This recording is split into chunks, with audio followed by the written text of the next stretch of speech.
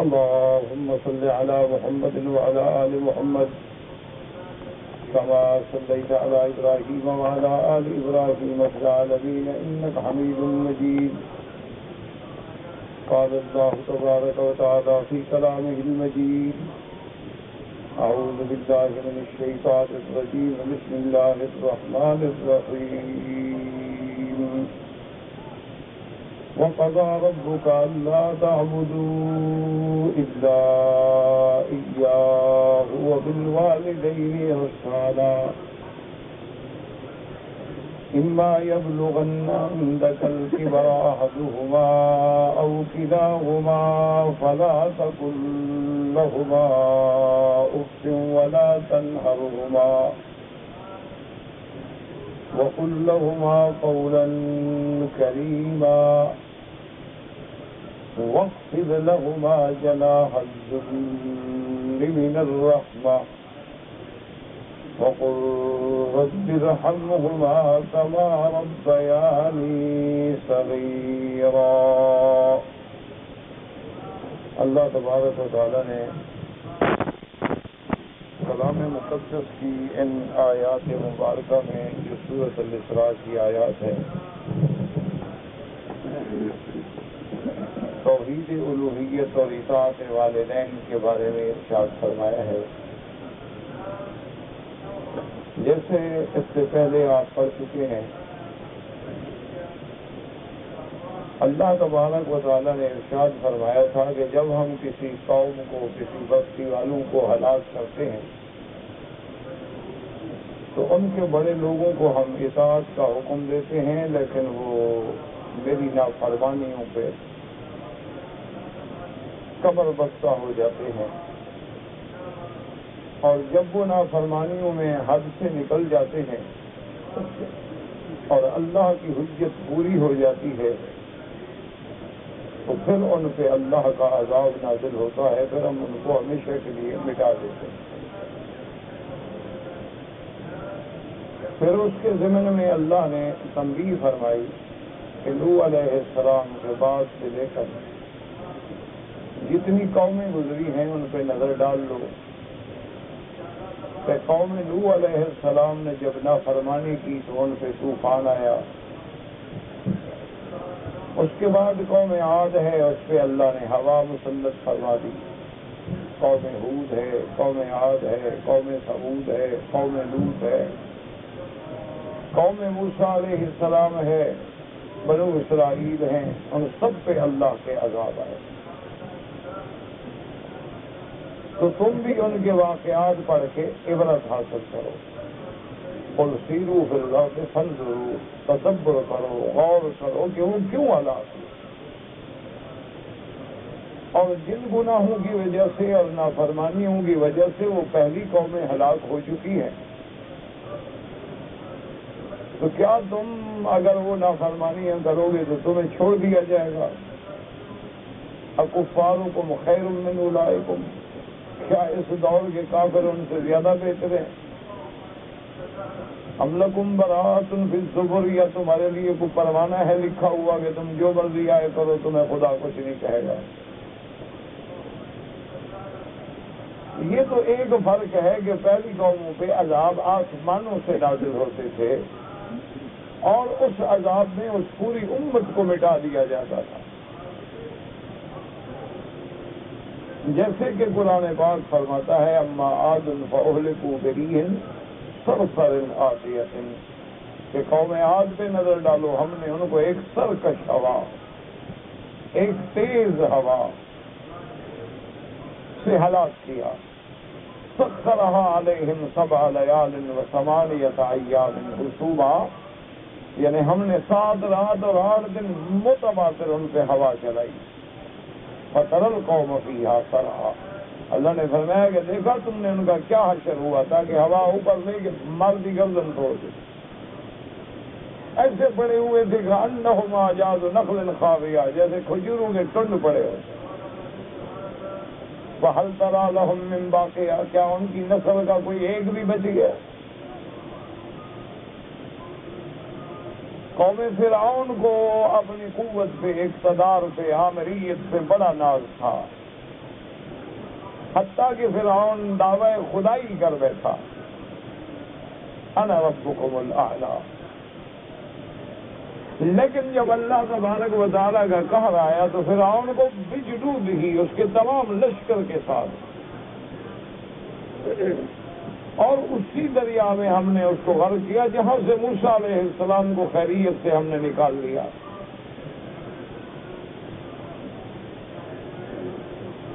اور اس حال میں غرق کے فَأَغْرَقْنَا آلَ فِرْعَوْنَ وَأَنْتُمْ تَنْظُرُونَ، تم دیکھ رہے، تمہاری آنکھوں کے سامنے غرق ہو رہا ہے تمہارا دشمن۔ تو اللہ تبارک و تعالیٰ سابقہ قوموں کے واقعات اس لیے قرآن میں ذکر کرتے ہیں کہ ہم ان سے نصیحت پکڑیں۔ یہ تو شکر کریں کہ ہم امت محمد مصطفیٰ ہیں صلی اللہ علیہ وسلم، اور اللہ نے حضور کی امت پہ ایک رحم کیا ہے کہ حضور کی امت کو آسمانی عذاب سے تباہ نہیں کر دیں گے۔ یعنی ایسا عذاب نہیں آئے گا کہ پوری امت مسلمہ کائنات سے مٹ جائے، لیکن ان پہ عذاب آئیں گے، آپس میں آئیں گے، تفرقہ ہو جائے گا، ایک دوسروں کو قتل کریں گے، ایک دوسروں کے خون بہائیں گے، اقتدار کی جنگیں ہوں گی، کہیں لسانی جنگیں ہوں گی، کہیں صوبائی لڑائیاں ہوں گی، کہیں قبائلی لڑائیاں ہوں گی، کہیں خاندانی لڑائیاں ہوں گی، ان کے سکون کو اللہ درہم برہم کر دیں گے۔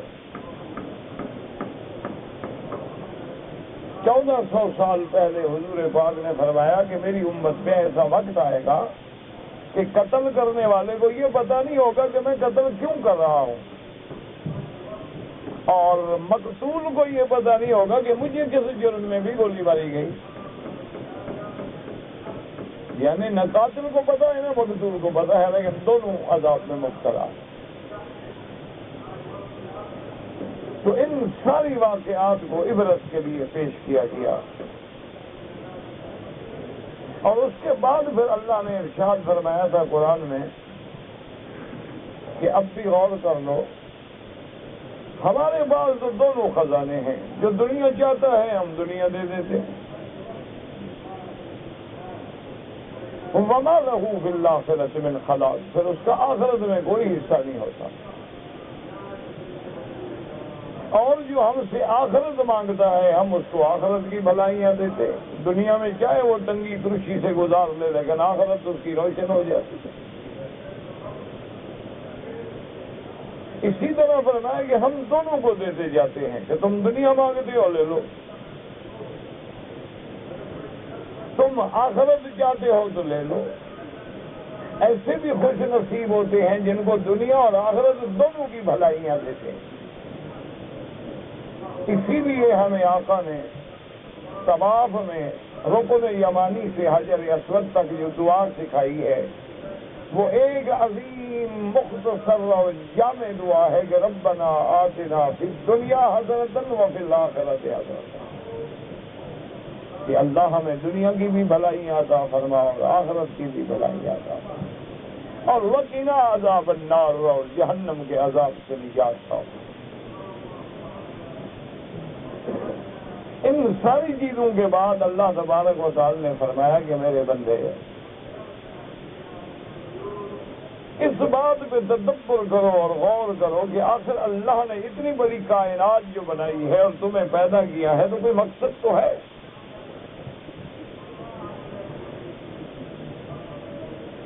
تو اس پر اللہ پاک نے ارشاد فرمایا کہ وَقَضَىٰ رَبُّكَ أَلَّا تَعْبُدُوا إِلَّا إِيَّاهُ، کہ ہم نے انسان کو صرف اپنی عبادت کے لیے پیدا کیا ہے، ساری کائنات کو اللہ نے تیرے لیے پیدا کیا ہے، یعنی یوں سمجھ لیں کہ ساری کائنات تیرے لیے ہے اور تو صرف میرے لیے ہے۔ اس لیے اللہ فرماتے ہیں هو الذی خلق لکم ما فی الارض جميعا، یہ جو کچھ زمینوں میں ہے سب تیرے لیے۔ اب دیکھا نا جب زمین پہ مخلوق اللہ کی مٹ جائے گی تو کیا بات آ جائے گی کہ جب زمین پہ رہنے والے نہیں رہے تو رکھنے کی ضرورت ہی نہیں۔ زمین ہے تو تیرے لیے ہے، آسمان ہے تو تیرے لیے، وَسَخَّرَ لَكُم مَّا فِي السَّمَاوَاتِ وَمَا فِي الْأَرْضِ، جانور ہیں تو تیرے لیے والخیل والبغال والحمیر لترکبوها وزینہ ویخلق ما لا تعلمون. مال اور اولاد ہے تو تیرے لیے المال والبنون زینت الحیات الدنیا. ہوائیں چل رہی ہیں تو تیرے لیے، موسم میں تبدیلی ہے تو تیرے لیے، کبھی گرمی ہے کبھی سردی ہے. تیری بعض فصلیں گرمی کی محتاج ہیں، بعض سردی کی محتاج ہیں. دن کو ضیاء ہے اور رات کو چاند کی چاندنی ہے، کیونکہ بعض فصلیں اس شمس کی حدت کی محتاج ہیں اور بعض چاندنی کے نور کی محتاج ہیں. یہ سمندر ہیں، دریا ہیں، ان میں مد و جزر، یہ سب تیرے لیے ہے. اللہ نے فرمایا کہ دیکھو ہم نے تمہیں کیسی عزت بخشی، وَلَقَدْ كَرَّمْنَا بَنِي آدم، آدم کی اولاد کو ہم نے عزت والا بنایا. وَحَمَلْنَاهُمْ فِي الْبَرِّ وَالْبَحْرِ، زمین پہ بھی اور دریاؤں میں ہم نے تیرے اقتدار بنایا کہ زمین پہ بھی تم چلو اور دریاؤں پہ بھی تم حکومت کرو. هُوَ الَّذِي سَخَّرَ لَكُمُ الْفُلْكَ لِتَجْرِيَ فِي الْبَحْرِ بِأَمْرِهِ، فرمایا ہم نے تمہارے لیے کشتیاں مسخر کر دی کہ سمندروں کے سینے پہ تم کشتیاں بنا کے چل رہے ہو، اور تمہارے اب مال و تجارت جو ہے وہ ایک جگہ سے دوسری جگہ منتقل ہو رہے ہیں. اور فرمایا پھر دیکھو أَلَمْ نَجْعَلِ الْأَرْضَ مِهَادًا، کیا ہم نے زمین تیرے لیے بچھونے کی طرح نہیں بنا دی؟ اگر سخت ہوتی تم چل نہ سکتے، نرم ہوتی تم دھنس جاتے. أَلَمْ نَجْعَلِ الْأَرْضَ مِهَادًا وَالْجِبَالَ أَوْتَادًا، اور پہاڑوں کی میخیں گاڑ دی کہ زمین حرکت نہ کرے، ورنہ بندہ آرام کیسے کرے گا. وَجَعَلْنَا اللَّيْلَ لِبَاسًا، اور رات تیرے لیے ہے، ہم نے تاریک بنا دی، پردہ کر دیا تاکہ تجھے راحت ملے، سکون ملے. وَجَعَلْنَا النَّهَارَ مَعَاشًا، اور دن ہم نے تیرے لیے روزی کا ذریعہ بنا دیا. اسی طرح اللہ فرماتا ہے کہ کائنات کے ذرے ذرے پہ غور کرو. دریاؤں میں مچھلیاں ہیں تیرے لیے، فضاؤں میں پرندے اڑتے ہیں تیرے لیے، اور سبزہ ہے، سبزے میں جانور چرتے ہیں تیرے لیے، جانور دودھ پیدا کرتے ہیں تیرے لیے، زمین سے غذائیں نکلتی ہیں سب تیرے لیے. اللہ تو کھانے سے بھی پاک، پینے سے بھی پاک، اللہ تو بیوی سے بھی پاک، بچوں سے بھی پاک. قُلْ هُوَ اللَّهُ أَحَدٌ، وہ تو ایک ہے، اللہ الصمد، لم یلد ولم یولد، نہ اس کو کسی نے جینا ہے نہ وہ جینا گیا ہے. هُوَ الْأَوَّلُ وَالْآخِرُ، وہ سب سے پہلے بھی وہ ہے اور سب کے بعد بھی وہ ہے. هُوَ الظَّاهِرُ وَالْبَاطِنُ، سب سے واضح اور ظاہر بھی اسی کی ذات ہے اور پردے میں بھی اسی کی ذات ہے. تو اللہ نے فرمایا کہ سب کچھ میں نے تیرے لیے پیدا کیا اور تجھے میں نے صرف اپنے لیے پیدا کیا کہ وَمَا خَلَقْتُ الْجِنَّ وَالْإِنسَ إِلَّا لِيَعْبُدُونِ، ہم نے جن و انس کو صرف اپنی عبادت کے لیے پیدا کیا. عبادت کا معنی یہ نہیں ہوتا کہ 24 گھنٹے تم نماز پڑھتے رہو. نماز کا اپنا وقت ہے، روزے کا اپنا وقت ہے، حج کا اپنا وقت ہے، زکوٰۃ کا اپنا وقت ہے.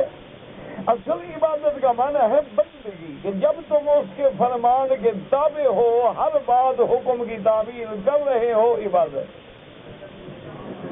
اب دیکھو ہم نماز نہیں پڑھ رہے، لیکن صحیح حدیث مبارک میں آتا ہے کہ اگر ایک بندہ مغرب مثلاً کوئی نماز پڑھنے کے بعد مسجد میں بیٹھ گیا کہ بھئی 1-1.5 گھنٹے کی بات ہے، میں اگر باہر گیا مصروف ہو جاؤں گا، اگلی نماز پڑھ کے چلا جاؤں گا،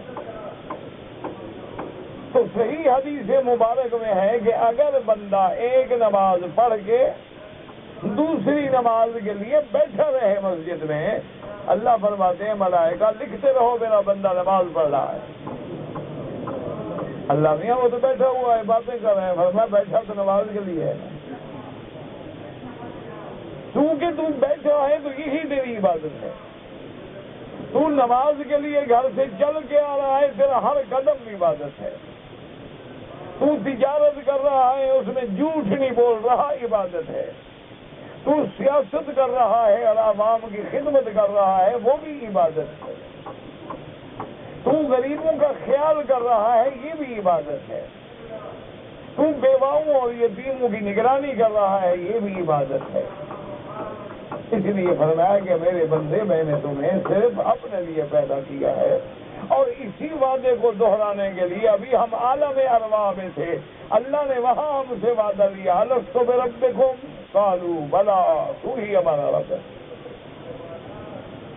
پھر اسی عبادت کو دہرانے کے لیے، سکھانے کے لیے اللہ نے پیغمبر بھیجے، اللہ نے نبی بھیجے، رسول بھیجے، کتابیں اتاری، تاکہ تم کو بتائیں کہ عبادت کیا ہوتی ہے، تم کو بتائیں کہ عبادت بدنیہ کیا ہے، عبادت مالیہ کیا ہے، عبادت مشترکہ بین المال والبدن کیا ہے، عبادت قولیہ کیا ہے، عبادت فعلیہ کیا ہے۔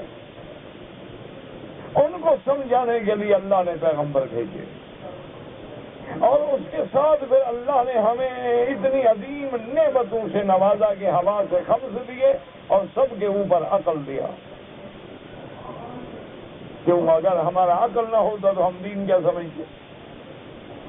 اگر ہم بہرے ہوتے، سننے والے نہ ہوتے تو قرآن کیسے سنتے؟ اللہ تبارک و تعالیٰ اگر ہمیں شعور ہی نہ دیتے، احساس ہی نہ دیتے، عقل ہی نہ دیتے، تو ہم حق کو باطل میں تمیز کیسے کرتے؟ یہ ساری نعمتیں دینے کے بعد پھر آپ دیکھیں کہ ہر مسلمان، بشرطے کہ وہ مسلمان ہو، اپنی ہر نماز میں وہ فرض ہے، وہ واجب ہے، وہ سنت ہے، نفل ہے، ہر نماز میں روزانہ ہزارہا دفعہ دہراتا ہے کہ ایاک نعبد، تیری ہی عبادت کرتے ہیں، وَإِيَّاكَ نَسْتَعِينُ، اور تجھ ہی سے مدد مانگتے ہیں۔ تو اس لیے اللہ تبارک و تعالی نے فرمایا کہ میرے بندے اب دو چیزوں کو پلے میں باندھ لو۔ اب دیکھو نا کہ انسان ہے، مثلا تمہارے گھر میں بیوی ہے، بعض عورتیں ہیں بیچاری کھانا پکانا نہیں جانتی،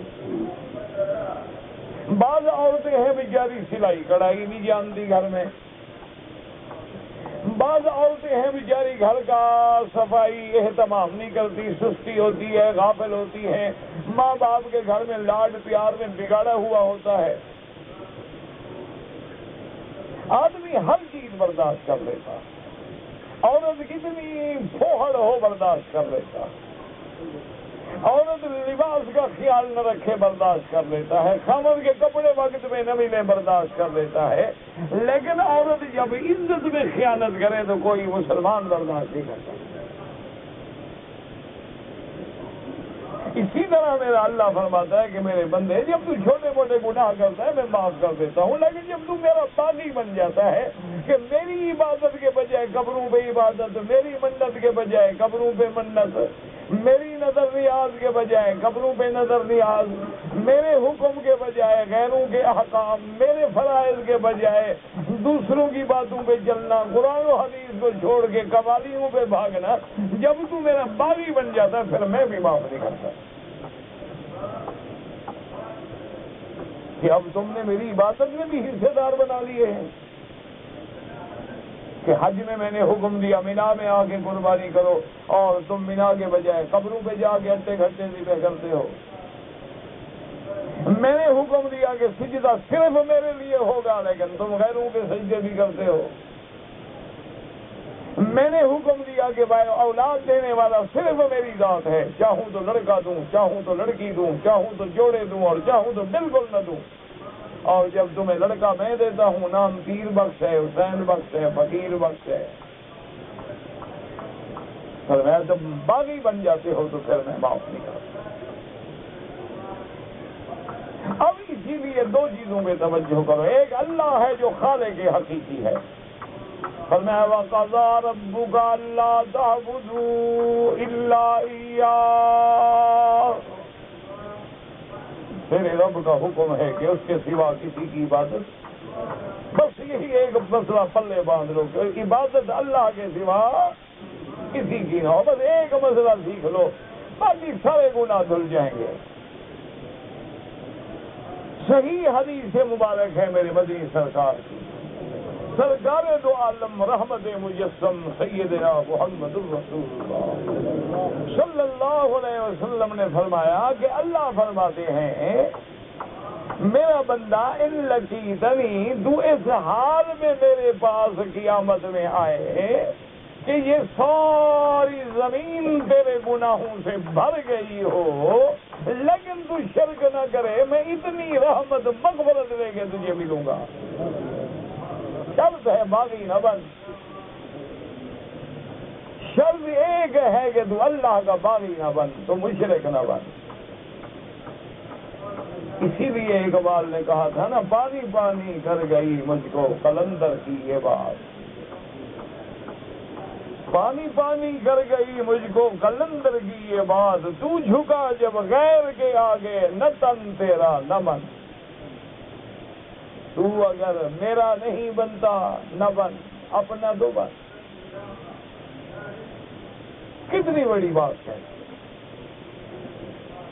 یہ۔ اللہ کو منافق پسند نہیں کہ کعبے کے آگے بھی سجدہ اور قبر کے آگے بھی سجدہ۔ اللہ کو یہ دو رنگی پسند نہیں کہ کعبے کے باہر بھی چکر لگا رہا ہے اور قبر پہ بھی چکر لگا رہا ہے۔ یہ اللہ کو نفاق قلبی پسند نہیں، کعبے پہ کھڑا ہے یا اللہ یا رب البیت، اور ادھر کھڑا ہے یا داتا یا شیخ عبد القادر جیلانی۔ اللہ فرماتا ہے ایسا منافق کو میں کبھی قبول نہیں کرتا۔ کہ اذا لقوا الذین آمنوا قالوا آمنا، ایمان والوں کو ملیں تو کہیں ہم پکے مومن ہیں، کافروں کو ملیں تو کہیں ہم پکے کافر ہیں۔ کعبہ شریف میں آئے تو سبحان اللہ ملتزم کو سینے لگا لگا کے سینہ پھاڑ ڈالیں، اور قبروں پہ ڈالیں تو بوسے دے دے کہ زبان میں داغ پڑ جائیں۔ یہ اللہ کو پسند نہیں۔ سیدھی بات کرو، یا ایک بنو، یا خدا کے بنو یا بندوں کے بنو۔ اس لیے فرمایا وَقَضَىٰ رَبُّكَ أَلَّا تَعْبُدُوا إِلَّا إِيَّاهُ، تیرے رب کا حکم ہے کہ عبادت صرف اللہ کی۔ یاد رکھو، نماز عبادت ہے، خیرات عبادت ہے، دعا مانگنا عبادت ہے، رکوع کرنا عبادت ہے، سجدے میں جانا عبادت ہے، قربانی کرنا عبادت ہے، نظر نیاز عبادت ہے، یہ سب اللہ کے لیے، اس میں کسی کو شریک نہ کرنا۔ اب دوسری جو تخلیق مجازی ہے کہ تو خالق حقیقی ہے نا، لیکن جس ذریعے سے اللہ نے ہمیں پیدا کیا وہ کون ہے؟ وہ ماں باپ ہیں۔ تو اللہ نے فرمایا غور کرو، خالق حقیقی عبادت خالق کے لیے ہوگی۔ یہ تیرے مجازی ہیں، تیرے ماں باپ ہیں، تو ان سے باپ کی سلب سے اور ماں کے بطن سے پیدا ہوا ہے، لیکن ان کے لیے عبادت نہیں، ان کے لیے اطاعت ہے، احسان ہے۔ تیرا استاد ہے، تیرا شیخ ہے، تیرا مرشد ہے، تیرا پیر ہے، ان کے ساتھ محبت ہے، ان کے ساتھ اطاعت ہے، عبادت نہیں۔ عبادت صرف میرے لیے ہے۔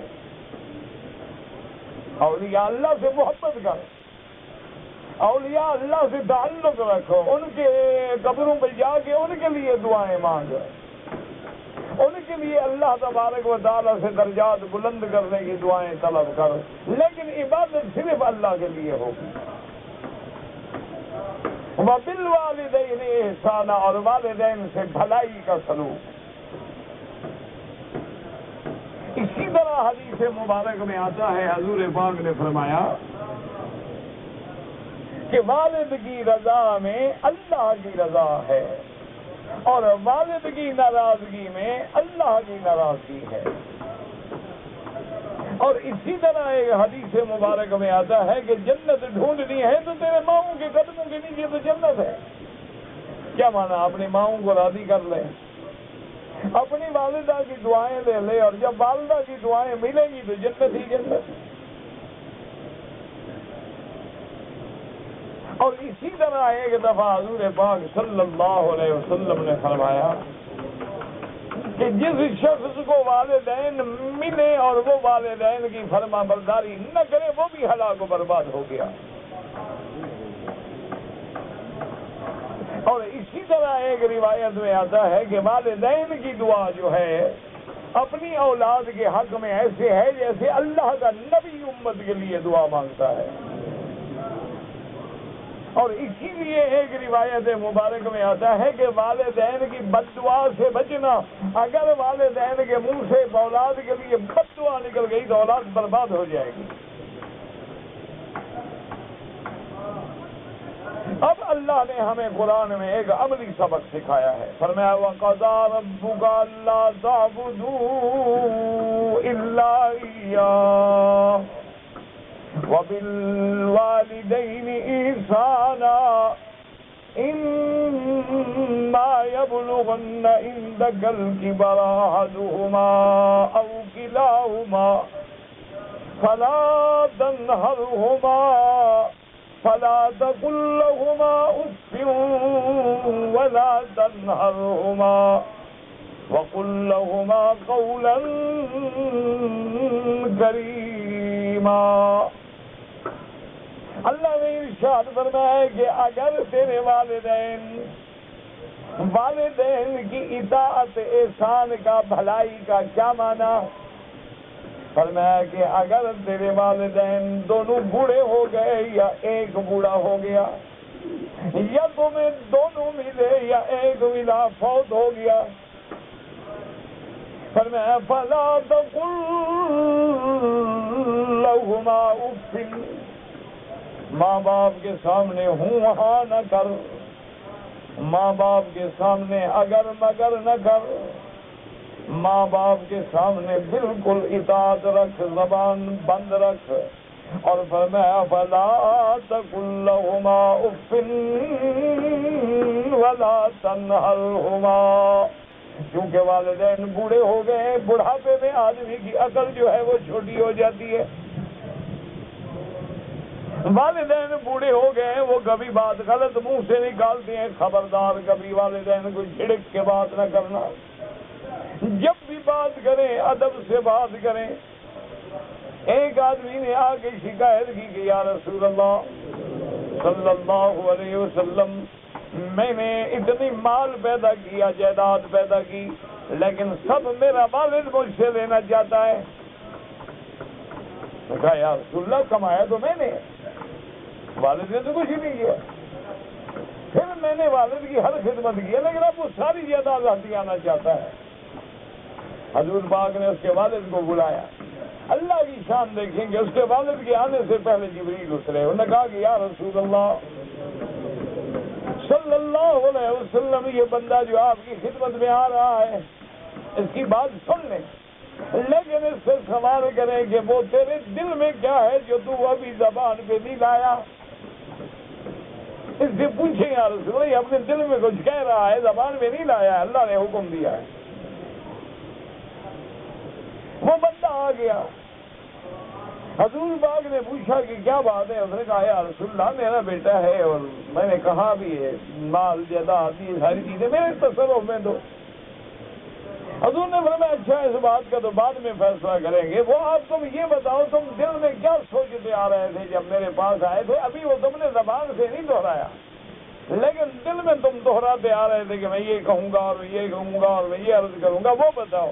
انہوں نے کہا یا رسول اللہ ہم جب بھی آپ سے ملتے ہیں تو ایمان بڑھ جاتا ہے، کیونکہ یہ بات تو صرف میرے دل کے اندر ہے، میری زبان کو بھی پتہ نہیں، لیکن اللہ نے خبر دے دی. انہوں نے کہا یا رسول اللہ اس سے بڑی دلیل آپ کی نبوت کی کیا ہو سکتی ہے کہ ابھی تو میرے دل میں بات ہے، ابھی میں تو اپنی زبان پہ بھی نہیں گیا. اس کے بعد پھر اس نے کھڑے ہو کے عربی کے اشعار پڑھے. اس نے کہا حضور یہ میں شعر کہتا آ رہا تھا کہ یہ وہ بچہ ہے جو میرے نطفے سے پیدا ہوا ہے، یہ وہ بچہ ہے جس کو ماں نے 9 مہینے اپنے پیٹ میں اٹھایا ہے، یہ وہ بچہ ہے جس کی ولادت ہوئی ہے تو ماں اس کی خود موت و حیات کی کشمکش سے گزری ہے، یہ وہ بچہ ہے جس کو اس نے 2 سال تک دودھ پلایا ہے، یہ وہ بچہ ہے کہ سردی ہو یا گرمی ہو ہم نے اس کے لیے ہر وقت لیا بستر اور نئے کپڑے بچھائے ہیں، یہ وہ بچہ ہے جس کے انگلی پکڑ کے ہم نے چلنا سکھایا ہے، یہ وہ بچہ ہے میرے آقا کے جس کے لیے ہم کبھی جانور بن جاتے ہیں، کبھی گھوڑے بن جاتے ہیں، گدے پہ بٹھا کے بچے کو خوش کر رہے ہیں، آج بڑا ہو کے آنکھیں دکھاتا ہے. حضور صلی اللہ علیہ وسلم جوش میں آ گئے، آپ نے فرمایا خبردار، انت و مالک لابیک، تم بھی اور تیرا سارا مال تیرے باپ کے لیے۔ تو اس لیے حکم ہے کہ اگر والدین کو، ہاں ایک بات یاد رکھنا کہ والدین اگر اللہ کی نافرمانی کا حکم دے تو وہ نہیں مانو گے، کہ باپ مشرک ہے، وہ کہتا ہے قبر پہ سجدہ کرو، وہ کہتا ہے چلو جی پیر بھی نظر نیاز چڑھانی ہے، نہیں یہ بات نہیں، ہم اللہ کی بغاوت نہیں کر سکتے۔ یہی وہ وجہ تھی نا کہ ابراہیم علیہ السلام قرآن میں دیکھیں، یا ابتی یا ابتی یا ابتی، اے میرے ابا اے میرے ابا اے میرے ابا، لیکن جب وہ کہتے کہ ابراہیم مہربانی کرو، دیکھو یہ میرا خدا ہے، صنم ہے، دیوتا ہے، تم اس کی توہین نہ کیا کرو، اچھا چلو اس کی عبادت نہیں کرتے ہو تو میری مدد کرو، بازاروں میں جا کے بیچ تو آیا کرو۔ ابراہیم علیہ السلام اپنے باپ کا وہ صنم لے لیتے، بت لے لیتے، اور باپ سے جب دور ہو جاتے ایک رسی لے کے اس کی ٹانگ میں باندھ دیتے۔ دیکھو کیسے خدا ہے کہ بندہ بیچنے جا رہا ہے۔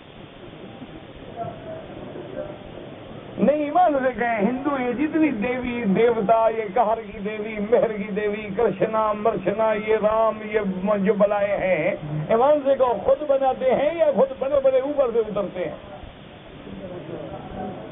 ہاں جی، خود بنا کے پھر اس کو کیا سمجھتے ہیں؟ یا تم خود بناتے ہو، یہ بھی بنایا جاتا ہے، فرق کیا ہے ان میں ہم میں؟ وہ دیوی دیوتا کا نام دیتے ہیں، ہم داتا کا نام دیتے ہیں، وہ دیوی دیوتا کا نام دیتے ہیں، ہم شوباز کلندر کا نام دیتے ہیں، فرق کیا ہے؟ وہ بھی سجدہ کرتا ہے، وہ بھی سجدہ کرتا ہے۔ وہ ایک دفعہ ایک ہوتا تھا مولوی اسماعیل، میں خیال مر گیا، شیعہ کا بہت بڑا مولوی تھا، میں نے دیکھا تھا، ایک آدھی شاید میری ملاقات بھی ہو، ایسے یعنی راستے میں چلتے ہوئے گاڑی میں سفر میں، بہت تگڑا مولوی تھا، اللہ پتہ نہیں مر گیا بدبخت، یعنی پوری اس نے کتابیں پڑھی تھیں اور بڑا عالم تھا، بھٹک گیا۔ ہدایت تو اللہ کے ہاتھ میں، مولوی کے ہاتھ میں تھوڑی، مولویوں کے ہاتھ میں ہدایت ہوتے ہیں کہ ساری اولادیں جو ہیں وہ اولیاء اللہ نہ بن جائیں، تینوں کے ہاتھ میں ہدایت ہو تو تینوں کے بچے سارے مرشد اور ہادی نہ بن جائیں۔ تو بہرحال وہ مولوی ٹھیک ٹھاک تھا، یعنی کتابیں سے ٹھیک پڑھی ہوئی تھی۔ ایک دفعہ اتفاق سے مناظرہ ہوا تو کوئی بریلویوں کے ساتھ مناظرہ اس کا طے ہو گیا، ادھر بریلوی عالم تھے، اہل سنت کے تھے بریلوی، اور ادھر تھا مولوی اسماعیل، وہ تھا بڑا منہ پھٹ، تیز زبان، اور کتابیں یاد تھی، بدبخت آدمی۔ تو جب مناظرے پہ وہ مولوی صاحب آئے اور لاکھوں کا اجتماع ہو جاتا تھا، لوگ تو تماشا دیکھنے آتے ہیں، دین سیکھنے نہیں آتے، تماشا دیکھنے آتے۔ لاکھوں کا اجتماع ہو گیا، اسٹیج لگ گئے، اسپیکر لگ گئے، دنیا منتظر بیٹھی ہے، وہ مولوی صاحب بھی تشریف لے آئے، بریلوی علماء میں سے ایک مولوی صاحب تھے، اہل سنت والجماعت تھے بریلوی، ادھر سے مولوی اسماعیل تھا۔ جب عین مناظرے کا وقت آیا تو اس نے ان کو مخاطب ہو کے کہا، اس نے کہا مولوی صاحب آپ کیسے میرے مناظرے پہ آ گئے؟ اس نے کہا کیوں؟ انہوں نے کہا حضرت آپ کا ہمارا فرق کیا ہے؟ ہم تعبیہ پوچھتے ہیں، آپ قبریں پوچھتے ہیں، ہم حسین کا جلوس نکالتے ہیں، آپ حضور کا میلاد کا جلوس نکالتے ہیں، آپ ہم بھائی ہیں، کوئی دیوبندی لے آؤ میرا مقابلہ کرے، تمہارا ہمارا کیا مقابلہ ہے؟ تمہاری ہماری تو برادری ہے، ہم تو ملتے جلتے لوگ ہیں، تم کل شریف جمعرات شریف، ہم کونڈے جعفر کے، تمہارا ہمارا تو جھگڑا ہے کسی بات میں نہیں، تم کیسے بے وقوف بن کے میرے مناظرے پہ آ گئے ہو؟ ہم نے کلمہ شریف پڑھا ہے، تم نے اذان اتنی لمبی کر دی ہے، اذان سے پہلے بھی صلاۃ سلام، بعد میں بھی صلاۃ سلام، آگے پیچھے درود تاج، تو تمہارا ہمارا جھگڑا ہے ہی نہیں، میرے ساتھ مناظرہ کرنا ہے، کوئی واحد مولوی لے آؤ، کوئی دیوبندی لے آؤ، کوئی توحید والا لے آؤ جو میری ٹکر کھائے، تم کیا ٹکر کھاؤ گے؟ تم ہم تو بھائی ہے۔ تو بات تو اس کی کھڑی تھی، تو اسی لیے اگر آج ہمیں ایک ہندو کہے، وہ کہے کہ جی ٹھیک ہے ہم نے ایک دیوی دیوتا بنایا، ایک شکل بنائی ہے، تم بھی تو قبروں میں جھکتے ہو، تمہارا ہمارا کیا فرق ہے؟ اسی لیے دیکھیں کہ اللہ نے ایک کعبہ نہیں بنایا، دو بنائے، کہ پہلے مسجد اقصی کی طرف ہم نماز پڑھتے تھے اور بعد میں اس کعبے کی طرف نماز پڑھتے ہیں۔ وجہ کیا ہو گئی کہ اگر ہمیشہ ایک کعبہ ہوتا تو ہندو کہتا تم بھی پتھر کو سجدہ کرتے ہو۔ اللہ نے بتلا دیا کہ مسلمان پتھر کو سجدہ نہیں کرتا، وہ حکم ربی کو سجدہ کرتا ہے۔ لیس البر ان تولوا وجوہکم قبل المشرق والمغرب، مغرب کی طرف رخ کرو یا مشرق کی طرف، اصل بات ولکن البر من آمن باللہ والیوم الآخر، اصل بات میری ہے کہ میں نے کہا فول وجہک شطر المسجد الحرام، اس کعبے کو پشت دے کے مسلمان کھڑا ہو گیا۔ میں نے حکم دیا کہ یہ کعبہ نہیں ادھر نماز پڑھو، تو اس کو پشت دے کے کھڑا ہو گیا۔ معلوم ہوا کہ مسلمان پتھروں کا پجاری نہیں، مسلمان کسی کوٹھے کے آگے نہیں جھکتا، وہ اپنے رب کے آگے جھکتا ہے۔ یہ تو ایک مرکز توجہ ہے، ہدی للعالمین ہے، مرکز مبارک ہے۔ کسی ایک جگہ اللہ نے بندوں کو جمع تو کرنا ہے، ہر آدمی کو ایک مرکز کی تلاش ہوتی ہے۔ یہ تو ایک مرکز بنا دیا ہے کہ مومن تاکہ 24 گھنٹے میں ایک جہت ہو، ایک کعبہ ہو، ایک کلمہ ہو، ایک زبان پہ ہو اللہ اکبر، تاکہ مسلمان کی وہ جو یکجہتی ہے، اتحاد ہے، وہ عزت ہے، وہ اتفاق ہے، وہ برقرار ہے۔ اس لیے حضور نے فرمایا کہ وَقُلْ لَهُمَا قَوْلًا كَرِيمًا، والدین کے ساتھ جب بھی بات کرو احترام، عزت، ادب، آہستہ آواز، حتیٰ کہ دیکھو جہاد اہم چیز ہے، لیکن اگر جہاد فرض کفایہ ہے تو والدین کی اجازت کے بغیر تم نہیں جا سکتے۔ ایک آدمی حضور کی خدمت میں آئے، جہاد میں نام لکھوایا، آپ نے فرمایا حل من ابواک حی، کیا تمہارے والدین میں کوئی زندہ ہے؟ اس نے کہا یا رسول اللہ دونوں زندہ ہے، والد بھی زندہ ہے، والدہ بھی زندہ ہے، اور جب میں آ رہا تھا وہ دونوں رو رہے تھے۔ آپ نے فرمایا لوٹ جاؤ، جیسے روتا چھوڑا ہے جا کے خوش کرو ان کو، کوئی ضرورت نہیں تمہاری جہاد پہ جانے کی۔ اسی لیے فقہا نے مسئلہ لکھا ہے کہ دین کی تبلیغ بڑی چیز ہے، یہ سنت انبیاء ہے، یہ سنت صحابہ ہے، سنت اولیاء ہے، سنت اہل حق ہے، لیکن فرمایا دین کی تبلیغ پہ اگر والدین زندہ ہے تو بغیر اجازت کے نہ نکلو،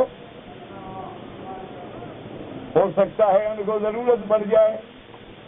فقہا نے مسئلہ لکھا ہے کہ باپ ہے یا ماں ہے، بوڑھے ہیں، خدمت کی ضرورت ہے، بیٹا امیر آدمی حج فرض ہو گیا، اللہ فرماتا ہے پہلے ماں باپ سے اجازت لے، انتظام کر، ورنہ ماں باپ کو نہ چھوڑ دے، حج چھوڑ دے۔ اور آج خدا کے کعبے میں کھڑے ہو، دل میں غور کر کے انصاف کرو کہ آدمی اپنی بیوی کے لیے، اپنی بیگم کے لیے، بلکہ بیگم کو بھی چھوڑو، اب تو اپنی فرینڈ کے لیے، اپنی دوست کے لیے، محبوبہ کے لیے کیا کیا کرتا ہے، اور ماں کے لیے کیا کرتا ہے۔ ہر وہ مسلمان جو باہر کما رہا ہے، ایمان سے کہیں جب گھر لوٹتے ہو ماں کا جوڑا کتنے کا لیتے ہو اور بیگم کا کتنے کا لیتے ہو؟ ٹھنڈے دل سے غور کرو کہ آج بھی اگر بیوی کہہ دے کہ میں تمہاری ماں کے ساتھ ہی رہتی، کہتے ٹھیک ہے جی ہمارا گزارا نہیں ہو سکتا، بچے ہو گئے ہیں، اور دیکھو نا جی آخر بیوی کو تنگ تو نہیں کیا جا سکتا نا، اسلام تنگی کا حکم تو نہیں دیتا نا جی، پھر ہم علیحدہ ہو جاتے ہیں۔ اسی لیے ماں نے جینا تھا نا تمہیں۔ آج بھی اگر غور کریں، مثلا والدین ہے، والد زندہ ہے، ماں زندہ ہے، وہ کہے کہ تم بیٹے بیٹیوں کی شادی فلاں جگہ کرو، بیوی کہے فلاں جگہ کرو، ماں باپ کو چھوڑ دے گا، حکم بیوی کا چلے گا۔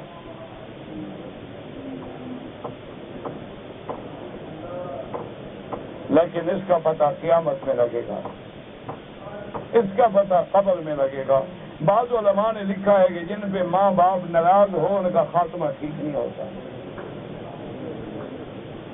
جن پہ ماں باپ ناراض ہو ان مرنے کے وقت میں اللہ نہ کرے زبان بند ہو جاتی ہے۔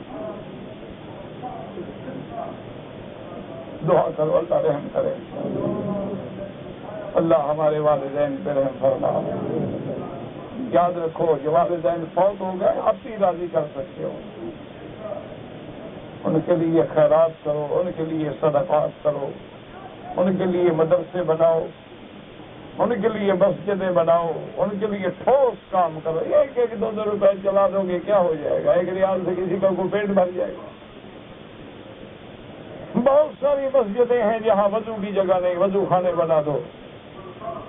بہت ساری مسجدیں ہیں جہاں چٹائی نہیں ہے، قالین نہیں ہے، مصلی نہیں ہے، صفائی نہیں ہے، انتظام کر دو۔ بہت ساری مساجد ہیں جہاں لائٹ نہیں ہے، روشنی ہے، انتظام کر دو۔ بہت ساری مساجدیں ہیں جہاں گرمی ہے، کولنگ سسٹم کا انتظام کر دو۔ بہت سارے مدارس ہیں، طلباء ہیں، حضور کی حدیث پڑھنے والے ہیں، چٹائیوں پہ بیٹھ کے مانگی ہوئی روٹی کھاتے ہیں، تیرے کتے مکھن کھاتے ہیں۔ قیامت آئے گی پتہ چل جائے گا، میرے کتے کاروں میں بیٹھتے ہیں، محمد کی حدیث پڑھنے والا مٹی پہ بیٹھتا ہے۔ ان کو عید کے دن گوشت نصیب ہوتا ہے کہ چونکہ بکریاں زیادہ ہیں پھینک دینے سے بہتر ہے طلباء کو دے دو۔ اس لیے اگر والدین ہر نماز میں دعا مانگو، ان کے لیے ہر طواف کے بعد دعا مانگو، ان کے درجات کی بلندی کے لیے دعا مانگو تاکہ اللہ کرے قیامت میں کوئی بدلہ ہو جائے خیر کا۔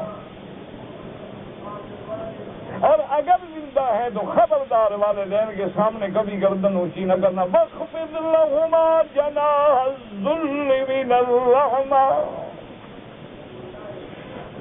جناح کہتے ہیں بازو کو، دیکھیں نا جب پرندے بازو گرا دیتے ہیں، تم بھی ماں باپ کے سامنے اکڑ نہ دکھاؤ، اپنی بازو گرا دو، اور وہ بازو جو گرا دو دکھاوا نہیں، من الرحمت، تیرے دل کے اندر بھی رحمت مودت ہو۔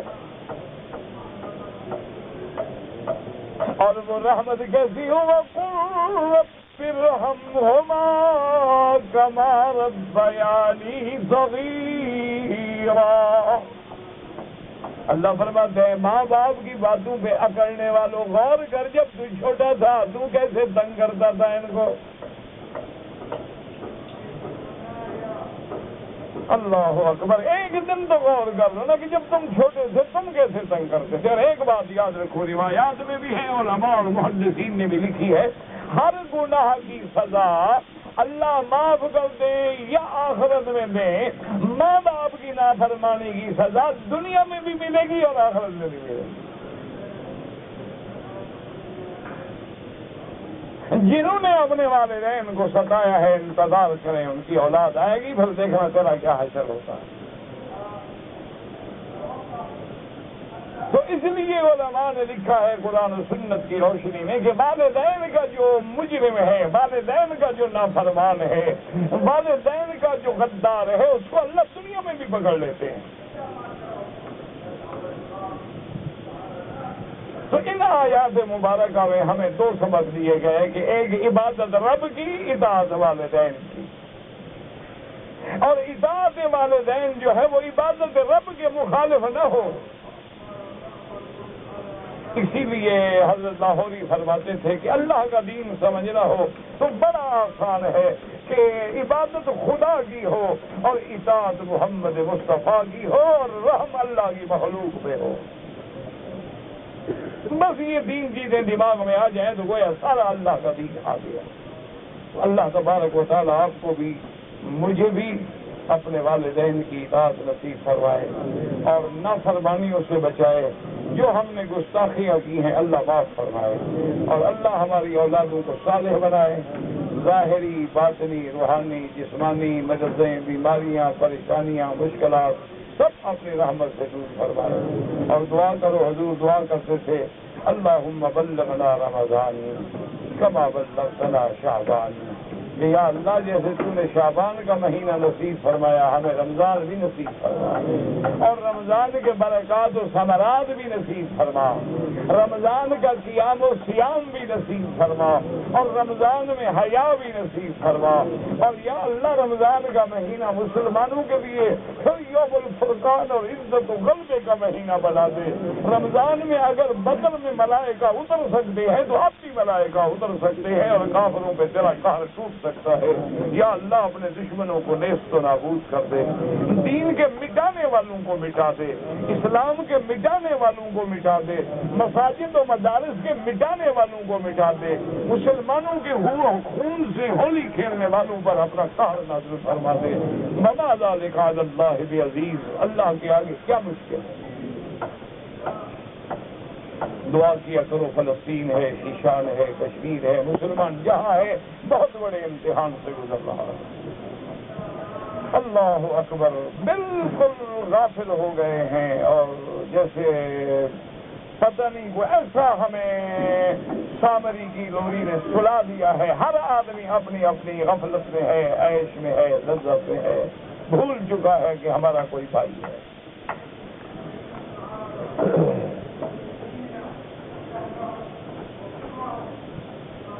کہتے جی ہمارا ایک بھائی ہے جو صفا مروہ کا پتھر اٹھا کے گھر لے گیا، شکر کرو کعبہ نہیں لے گیا۔ ہاں جی، مسلمانوں کا کیا اعتبار ہے؟ وہ ہمارے بلوچ ہیں، بلوچستان کے، ہماری برادری سمجھو، ہماری قوم، جیسے میں بے وقوف اسی طرح وہ ہے کیا۔ تو وہاں پیر صاحب آئے، ان کا جو پیر تھا، تو رات کو بلوچ سارے اکٹھے ہوئے، انہوں نے کہا یار مرشد قسمت سے آیا ہے اور مدتوں کے بعد آیا ہے، اب ایسا کریں کہ رات مرشد کو مار کے قبر بنا کے یہیں دفن کر، تو پھر مرشد چلا جائے گا، ہم کہاں سے ڈھونڈیں گے؟ ایسے ہمارے پاس تو رہے گا۔ تو اس لیے حضرت مکہ شریف کا کوئی پتھر اٹھا کے لے جانا یا مدینہ شریف کا بالکل ناجائز ہے۔ یہ حرمین کی چیز ہے، حرمین میں رہے، وہ غلطی سے لے جائے تو واپس لے آئے۔ صرف دو چیزیں ہیں جن کی اجازت ہے، ایک زمزم اور ایک محمد مدنی کے شہر کی کھجور، بس یہ نعمت۔ باقی تو ساری چیزیں تمہارے دوسرے ملکوں سے آتی ہیں۔ کہتے ہیں وہاں لوگوں کو کرامتیں دکھا، تو وہ کاروبار کے لیے لے گیا ہے نا، وہاں بیچارہ کرامتیں دکھا رہا ہے۔ کہتے ہیں جی کہ ایک معروف حدیث ہے کہ میری امت کے 73 فرقے، جب معروف ہے تمہیں پتہ نہیں کہ کہاں ہے، سارے سیاستہ میں موجود ہے اللہ کے بندے۔ 15 شعبان کی رات بڑی افضل رات ہے، لیکن کوئی صحیح مرفوع حدیث مبارک نہیں ملتی۔ اگر آدمی نے بال ٹک لگائے ہیں عمرے کے بعد تو دم پڑ گئی ایک بکری۔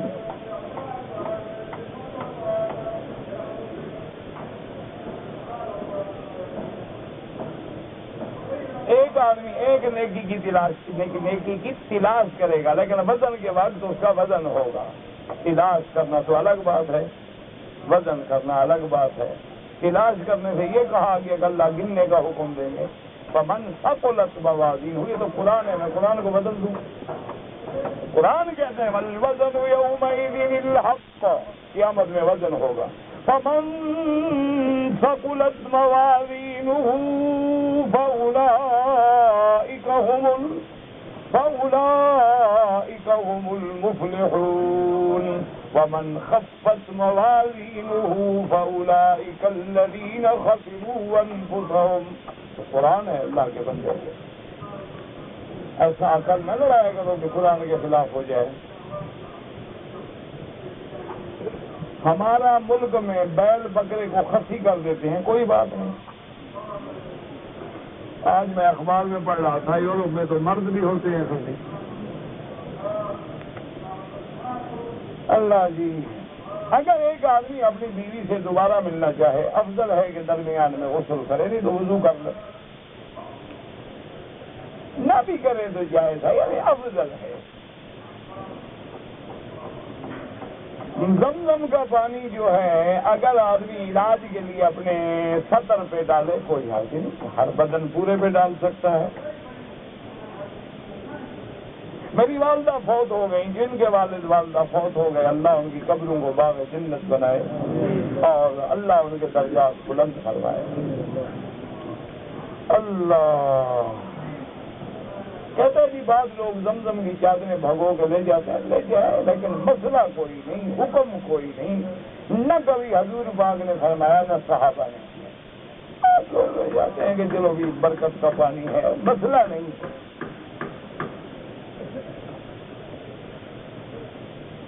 ہم نے مکہ مکرمہ میں 8 دن ٹھہرنا، مدینہ منورہ میں 15 دن قیام کے لیے ہے، تو یہاں مسافر ہو وہاں نماز پوری پڑھو گے۔ امام ابو حنیفہ رحمۃ اللہ علیہ کی بعض ائمہ کے نزدیک 4 دن کی بھی نیت ہو جائے تو آدمی مقیم ہو جاتا۔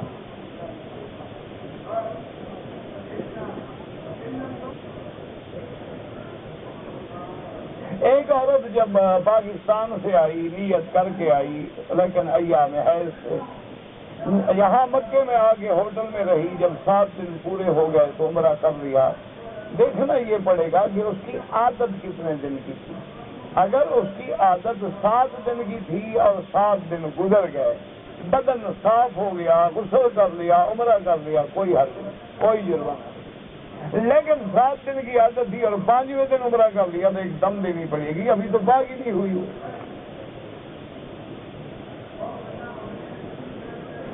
مسجد عائشہ سے جو لوگ عمرہ کرتے ہیں ہو جاتا ہے، ہاں حنفی اور شافعی مسلک میں ہو جاتا ہے۔ جو لوگ مکے میں رہتے ہیں اگر عمرہ کرنا چاہیں ان کو بھی حد حرم سے باہر جانا ہوگا، مسجد عائشہ جائیں، جیرانہ جائیں، عرفات جائیں، جدہ جائیں، گھر سے احرام نہیں باندھیں گے، گھر سے صرف حج کا احرام باندھا جاتا ہے۔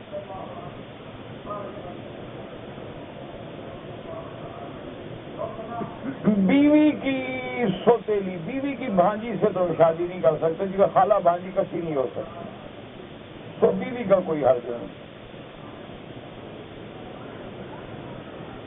اگر کوئی جن انسان کی شکل میں مل جائے اور دوست بنا لے جیسے تم خود ہو تو کوئی حرج نہیں، دوستی بناؤ، اور ہم سے دور رہنا دوستی بنا کر بھی اور نہ بنا کر بھی۔ ایک آدمی لکھتا رہتا ہے خود جن ہے بیچارہ، میرے پاس 5 لاکھ روپے جمع ہے، کیا کروں، مجھے دے دو۔ آسان حل ہے، ہدیہ کر دو، میں دوں گا نہیں واپس، سیدھی بات ہے۔ زکوٰۃ مجھ پہ جائز نہیں، بہرحال زکوٰۃ ادا کرو، 2.5% کے حساب سے زکوٰۃ دو۔ کہتا ہے جی کیوں بھائی اب روز نہ لکھا کرو نا، میں نے آپ سے کہا تھا کہ اگر ایسی کوئی بات ہے تو عشاء کے بعد مجھ سے مل لو، پھر بات کر لیں گے شادی کی۔ کہتا ہے جی ہمارے ملک میں انڈیا میں یہ بات مشہور ہے کہ 100 سال کے بعد سانپ اپنی جنس بدل لیتا ہے، اللہ کو پتا ہے، نہ قرآن میں ہے نہ حدیث میں ہے، انڈیا والوں کو پتا ہوگا۔ میرے خیال میں 100 سال کے بعد ہر سانپ ہندو بن جاتا ہے، میں یہی سمجھتا ہوں جو ان کا حال ہے۔ بہرحال کوئی مسئلہ نہیں، باقی اللہ جانے کو تمہارا تجربہ ہے، کیا تم نے سانپ کو نشانی لگا کے 100 سال نگرانی کی ہے؟ بے وقوفی والی بات۔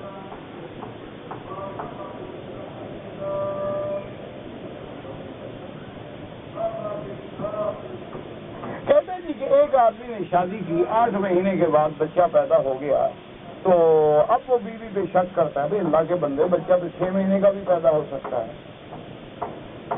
شک کرنے کی کیا ضرورت ہے؟ آج کل تو ایڈوانس ہے میڈیکل، DNA ٹیسٹ کرا لو، بات ختم۔ کیوں بے وقوف بنتے ہو، بیوی کو ہر وقت الزام دیتے؟ آج کل تو بہت ایڈوانس ہے، بلڈ ٹیسٹ کرا لو، DNA ٹیسٹ کرا لو، 1 منٹ میں بات واضح ہو جاتی، گروپ مل جائے گا، ہر چیز مل جائے گی۔ جنازے سے لے کر قبر تک آرام سے جائیں، کوئی شور نہ کریں، کوئی دقت نہ کریں، قبر پہ کھڑے ہو کے اس کے رخ کو قبلے کی طرف کریں، آرام سے مٹی ڈالیں، جب مٹی ڈال لیں ایک بالش سے زیادہ اونچی قبر نہ بنائیں، جب مٹی برابر ہو جائے اس کے لیے دعا کریں کہ اللہ ہمارے بھائی کو قبر میں سوال جواب میں کامیاب فرما۔ اصل دعا کا مقام وہ قبر ہے، یہ دعا جنازے کے اندر ہے، یہ جو جنازے کے بعد ہے یہ بدعت ہے۔ کہتے جی لوگ مٹھی بھر کے ڈال دیں، وہ مانا یہ ہوتا ہے کہ ہم سب ثواب میں شریک ہو جائیں، یہ تھوڑا ہوتا ہے ہم مٹی سے ہم 100-2000 بندہ جو ساتھ تو نہیں ڈال سکتے، تو ایک آدمی تھوڑی تھوڑی ڈال دیتا ہے کہ چلو میرا ہاتھ شریک ہو جائے، میں بھی اس ثواب میں مل جاؤں۔ کہتے جی حضور معراج میں شعبان میں گئے تھے، نہیں حضور، بعض روایات میں رجب ہے اور بعض روایات میں ربیع الاول ہے۔ آپ کا پورا نام کیا ہے، کیا کریں گے آپ؟ چھوڑیں نام کو، کام کو دیکھا کرو، نام میں کیا رکھا ہے۔ نماز جنازہ کی دعائیں بھی یاد کر لو۔ پاک وطن میں بحیثی دروازہ ہے، چلو مزے ہو گئے، مکے میں بھی نہیں، مدینے میں بھی نہیں، ادھر اتنا دور بنایا، یار اب ادھر جائیں بیچارے۔ انا للہ و انا الیہ راجعون۔ اللہ ہدایت ہے۔ یہ سب روزی کے چکر ہیں، بدعات ہیں۔ کئی لوگ مر گئے 2-3 سال پہلے، وہاں اتنا ازدحام ہوا کہ لوگ مر گئے غریب۔ انا للہ و انا، وہ کس کے ذمہ خون ہے وہ؟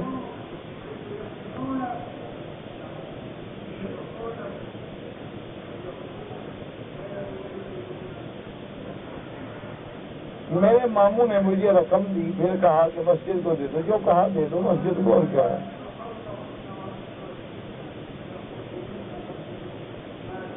کہتے جی حرم میں جو بھی جنازہ آتا ہے وہ پڑھا دیا جاتا ہے، پتہ نہیں ہوتا کہ وہ بدعتی کا ہے، مشرک کا ہے۔ ہمارے ذمہ تحقیق نہیں، ہم تو ظاہر کو دیکھیں گے۔ جنازہ لانے والے مسلمان ہیں، میت مسلمان ہے، بس بات ختم، باطن جانے اللہ جانے۔ ہم پہلے انکوائری کریں، جنازہ 3 دن رکھا رہے۔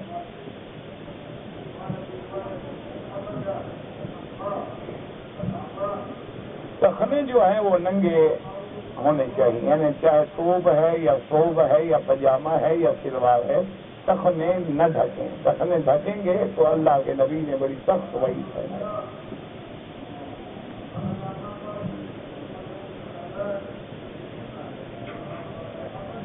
کہتے جی کہ حضرت سلیمان جب وفات پا گئے تو جدوں کو پتہ نہیں چلا، اسی لیے پتہ نہیں چلا کہ عالم الغیب تو تھے نہیں، ظاہر ہم دیکھتے تو کھڑے ہیں حضرت سلیمان، اسی لیے تو قرآن کہتا ہے قل لو یعلمون الغیب ما لبثوا فی العذاب المہین، اگر علم غیب ہوتا تو یہ سب دردناک عذاب میں تو نہ پڑے رہتے اسی مدت۔ حرمین الشریفین کے حدود میں غیر مسلموں کو کیوں نہیں آنے دیتے؟ قرآن کا حکم ہے انما المشرکون نجس، مشرک پلید ہے، فلا یقرب المسجد الحرام بعد عامہم ھذا، میرا مدنی بس جنہوں نے آنا تھا اب نہ آئے مکے میں کوئی مشرک، یہ تو اللہ کا حکم ہے، ہم نے تھوڑا دیا ہے۔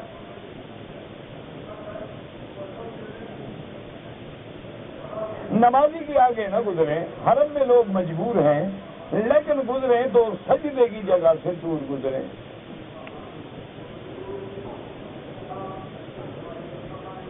میں نے عمرہ کر کے اس طرح پھروایا، 3 دن کے بعد میں نے پھر عمرہ کیا، بال نہیں تھے تو پھر میں نے اس طرح نہیں پھروایا، دم پڑ گئی۔ بال ہوں یا نہ ہوں تو میں اس طرح پھروانا تھا، 3 دن میں تو کچھ نہ کچھ بال آ ہی جاتے ہیں۔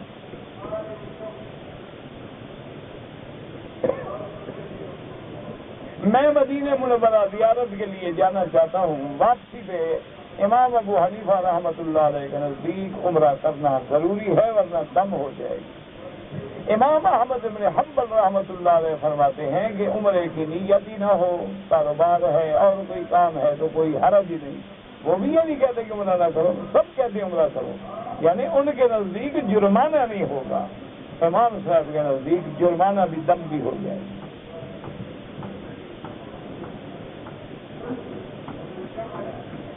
اگر عزیز رشتہ داروں نے وصیت کی ہے تو پھر ان کے لیے عمرہ کرو۔ فاتحہ کا لفظ عمدن چھوڑ دے نماز نہیں ہوگی۔ بسم اللہ پڑھنا جو ہے ہر صورت سے پہلے ہے، داخل نہیں۔ اگر ایک آدمی جو نماز میں بسم اللہ نہیں پڑھے، بس فرق اتنا ہے کہ امام شافعی کے نزدیک جہرن ہے، ہمارے نزدیک سرن ہے۔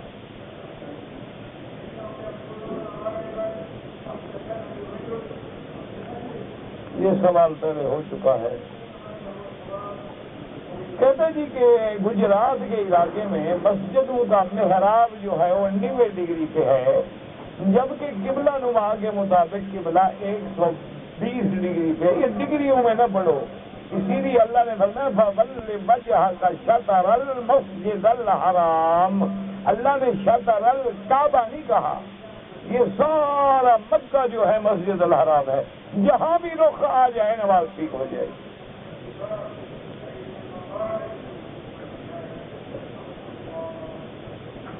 انگوٹھے جو چومتے ہیں، کوئی حدیث ہے جو چومتے ہیں ان سے پوچھو، ویسے کوئی حدیث نہیں، بدعت ہے۔ اگر ایک آدمی زمزم کے پانی سے غسل کرے جائز ہے، غیر مسلم کو السلام علیکم کہیں بالکل نہیں، اس کو وہی بہتر ہے، گڈ مارننگ، گڈ ایوننگ۔